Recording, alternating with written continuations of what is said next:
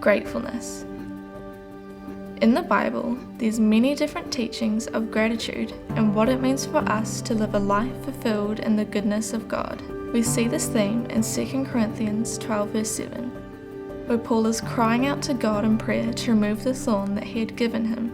We don't know what the thorn was in this passage, but we do know that it caused Paul great discomfort and hardship. Yet in this season for Paul, God said, "My grace is sufficient for you, for my power is made perfect in weakness." Paul recognizes that in our discouraging seasons of pain, suffering, worry and distress, that we should delight in weaknesses, in insults, in hardships, in persecutions and difficulties. For when I am weak, then I am strong. We can often look our situations in the eye and think, why me?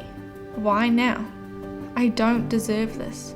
But God uses it all for His good, for our good, to grow, shape, and mold us into people a little more like Jesus. In the Old Testament, we meet a man named Joseph. He was the 11th of 12 sons and was favored by his father, who gave him a very desired gift of a beautiful coat. Now his brothers became jealous of him and the treatment that Joseph received over the other sons and began to plot their revenge. They kidnapped Joseph and sold him to Egypt as a slave. Now that's rough. Eventually, he ended up in prison and spent many years there.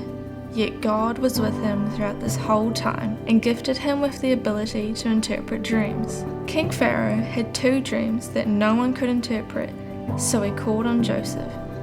He then interpreted there would be a 7-year period of divine prosperity and a following 7-year period of famine. Pharaoh was so impressed by his gifting that he put Joseph second in charge to the crown. Even though Joseph was betrayed by his brothers, sold as a slave, and spent years in prison, God saw him out the other side and made him prosperous in his adversity. It's easy in those moments, like Paul and Joseph, to get trapped in our own mind and perception of the circumstances that we find ourselves in. But gratitude, radical gratitude, is about praising and thanking God even though we may not understand the why now. Because like Jesus said in John, "You don't understand now what I'm doing, but someday you will."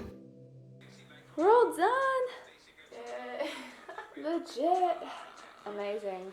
Ay, ay, ay. Woo, high five. Yeah.